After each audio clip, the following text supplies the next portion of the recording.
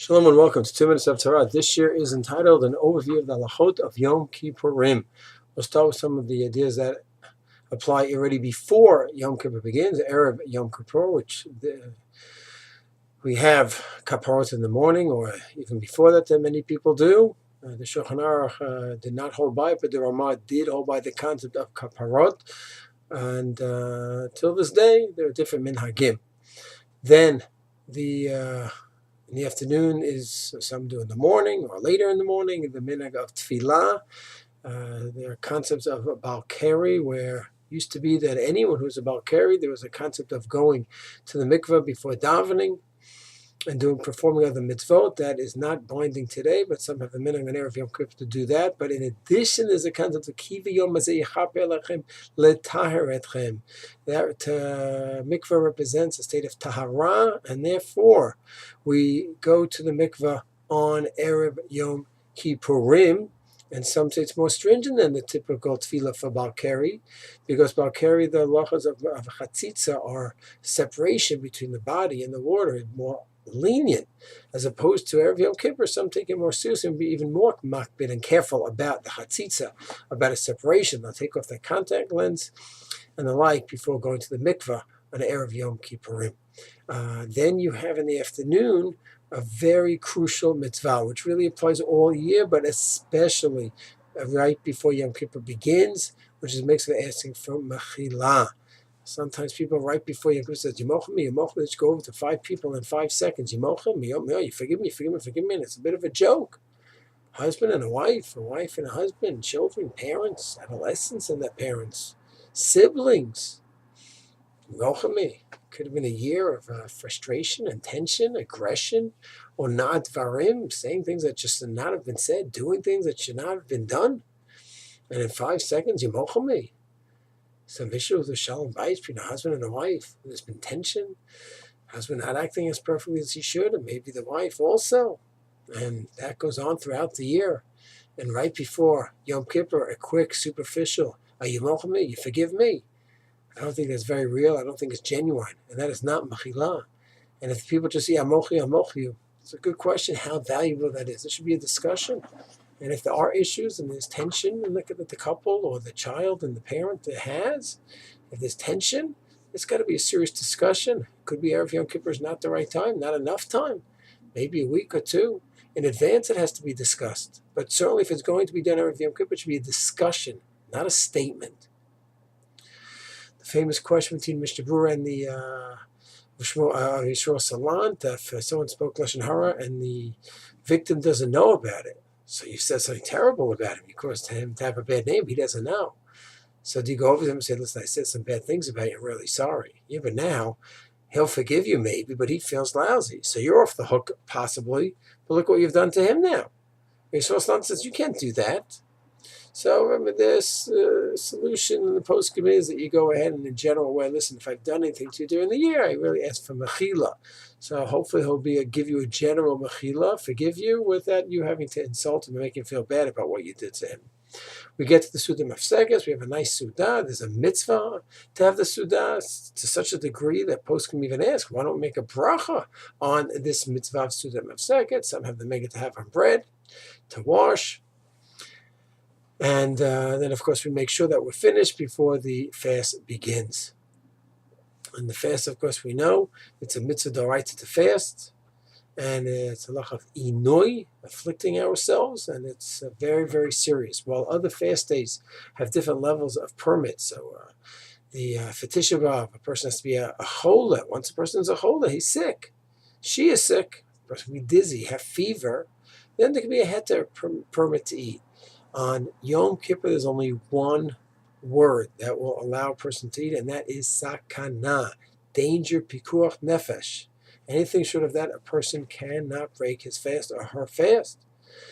And this is d'oraita, and it's kari. It's very, very serious. Poskim even say, let's say a person is pregnant and she's going to walk around, she's going to go to shul, she's going to do this, she's going to do that, she's going to get so wiped out, she's going to get so weak, she's going to need to break the fast. Poskim say, better her stay in her bed. It's very, very serious. And sakana is the only heter. What if a person has a headache, a severe headache, but not a sakana? No doctor saying there's any danger here. So is there anything for the person could do? So then the halacha is like on every Shabbat and Yom Tov, you're not supposed to take a medicine, Advils, Tylenol, stuff like that, Acamoli. But if a person knows from the Mishkav has a severe headache and just wants to go to bed and be in bed and rest because just cannot function, they have a head to take medicine. So that is also applicable to Yom Kippur. However, there's an additional problem. You can't take any water. And you don't have a head to water permit to take water because it's not sakana, it's not a danger. So either a person takes the pill without any water, or if it's a real must, they put a little soap in the water, which isn't very pleasant, but that's the idea. It takes out of the status of being water, and now you're taking the pill, you're getting some liquid to help you bring the pill down, but you're not violating Yom Kippur in any way. Caffeine pills also would be permissible. Someone who has a severe headache, it's very hard for them, and could take that. Moving on, the halacha is that it's inoi, affliction, a day of affliction. So when does one violate? How much does one have to eat or drink to violate the shiur? So if anything, even a little bit is a biblical prohibition. At one point, does one get punished? That is when they have a shiur, which is melod lugmav, a cheekful, and that's subjected to each person, or a kotevet hagasa, which is like a dry date, a little bit, it's more than a kazayit, a little bit less than the size of an egg. Why don't we go by the standard shia of achila, eating? Pig, a person eats a kazayit, an olive size of pig, then he gets malchus. Why shouldn't it be the same over here? Because there's v'initem, inoi, affliction. Our tradition says at what point does a person have enough food that will remove the state of affliction? We're like, I can't function, I am so hungry. He has that like, okay, I'm still hungry, but I'm not in that state of oppression, of affliction. The Masorah tradition teaches us it is a kosefes, okay?